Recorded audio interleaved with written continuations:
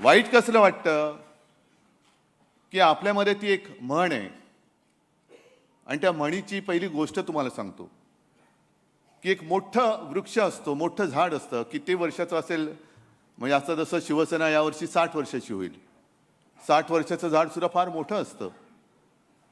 एक मोठं झाड असतं जंगलामध्ये, अनेक वर्ष अनेक पिढ्या त्याच्यावरती पक्षी घरटी करत असतात. त्या पक्ष्यांच्या अनेक पिढ्या त्या झाडाच्या अंगा खांद्यावरती जन्माला आलेल्या असतात, मोठ्या झालेल्या असतात. अनेक काही प्राणी असतात, काही साप पण असतात, खारी असतात.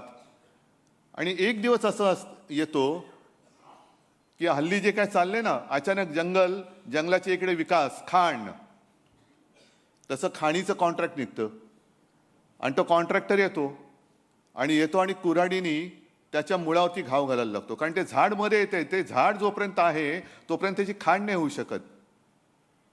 आणि तो मुळावरती घाव घालायला लागल्यानंतर संपूर्ण त्या झाडावरचे पशुपक्षी थरारून उठतात. अरे बापरे, आता काय होणार आणि आपलं काय होणार यापेक्षा या झाडाला किती वेदना होत असतील. मग त्यातले काही पक्षी त्या झाडाशी संवाद करतात की अरे दादा, तुला खूप वाईट वाटत असेल ना, यातना होत असतील ना रे. ते झाड म्हणते यातना होत आहेत, ते घाव बसत आहेत, त्याच्या यातन्या वेगळ्या आहेत. पण हा जो कॉन्ट्रॅक्टर, हा जो व्यापारी आलेला आहे, व्यापारी, तो ज्या कुऱ्हाडीने माझ्या मुळावरती घाव घालतो, त्या कुऱ्हाडीचा दांडा सुद्धा माझ्या लाकडापासून बनवला गेलाय, त्याचं जास्त दुःख होते. ते कुऱ्हाडीचा दांडा, गोतास काळ, हे असे सगळे कुऱ्हाडीचे दांडे, आपलेच दांडे आपल्या मुळावरती घाव घालण्यासाठी हे दोन व्यापारी वापरतायत. काय आपल्याला राग येतोय? नाही येते. मुंबईची लढाई तुम्ही चांगली लढलात, म्हणजे आज सुद्धा सगळेजण हळहळत आहेत.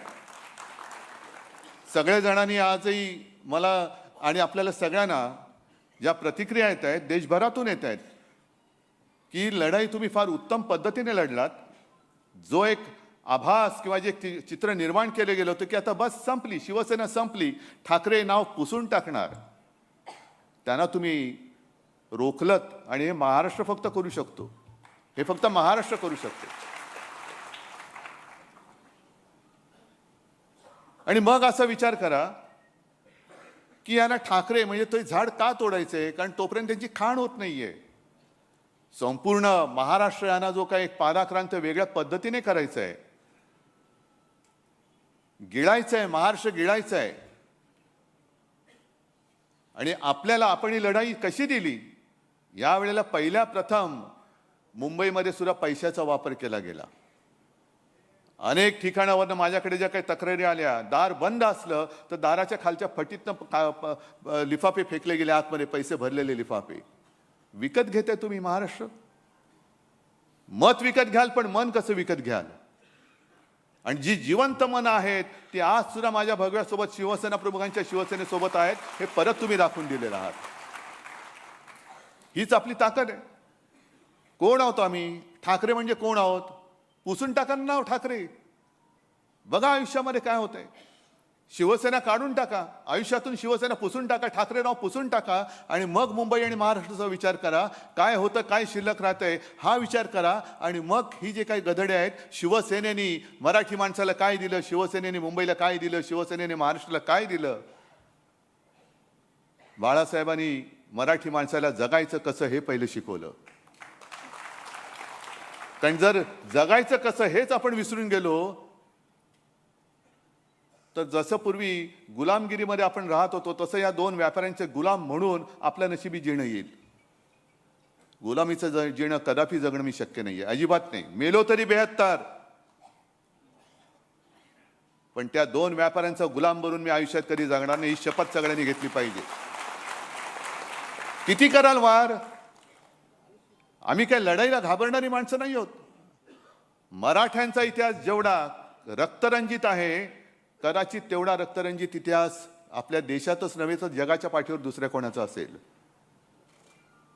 पण त्या रक्तरंजित इतिहासामध्ये पाठीवरचे वार हे जास्त करून गद्दारांनी केलेले आहेत. ह्याचं जास्त शल्य आहे, ह्याचं जास्त दुःख आहे. काय मिळवलं? मुंबईवरचा शिवरायाचा भगवा उतरवला, काय मिळवलं? काय महापौरपद? अरे आपल्याकडे होतीच ना सत्ता 25 वर्ष या मुंबईकरांनी आज सुद्धा आपल्याकडे नाही म्हटलं तरी काय मतं कमी नाही झालेली. सगळे गड आपण राखलेले आहेत. हे ह्याचं कर्तृत्व तुमचं आहे, माझं नाहीये. हे कर्तृत्व तुमचं आहे. जे जे मुंबईचे गड होते ते गड मुंबईचे आज सुद्धा शाबूत आहेत. पण मुंबईकरांनी आणि इतरत्र सुद्धा सगळ्यांनी विचार करायला पाहिजे की अरे आपल्याला जपणारं कोण आहे, अडीअडचणीच्या वेळेला धावून येणारं कोण आहे आणि आपल्या आयुष्याचा व्यापार करणारं कोण आहे, आपलं आयुष्य विकत घेणारा हे आपल्याला वेळेवरती धावून येऊन जीव वाचवू शकतं.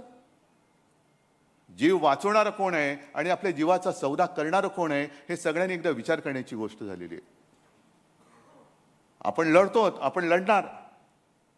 मी मध्ये एका आता या 2-4 सभांमध्ये मी म्हटलं कदाचित ठाण्याच्या सभेत असेल, हे जे काय गद्दारी करणारे लोक आहेत ना, किती पैसे मिळाले त्यांना? 50 कोके ना. मग मी जातो ना त्यांच्याबरोबर, किती मिळतील मला? पण मग मला यांचं नाव घेता नाही येणार, यांचं नाव नाही घेता येणार मला. मी नालायक म्हणून या पिढीमध्ये या घराण्यामध्ये जन्माला आलोय, हा शिक्का माझ्या कपाळावरती मी कधी लागू देणार नाही. ज्या घराण्याने मुंबईसाठी माझे प्रबोधनकार, माझे आजोबा संयुक्त महाराष्ट्रामध्ये पहिल्या 5 माझे आजोबा होते, पहिल्या 5 शिलेदार, शेलार मामा म्हणायचे त्यांना. संयुक्त महाराष्ट्र समिती त्यांनी एकत्र केली होती. मुंबईसाठी ज्या मराठी माणसाने रक्त सांडलं आणि त्या आंदोलनाचं नेतृत्व करणाऱ्या प्रबोधनकारांचा नातू मुंबई माझ्या डोळ्या देखत तिचे जर का तुकडे हे हरामखोर व्यापारी तोडत असतील तर मी काही शेपूट घालून आत नाही बसणार.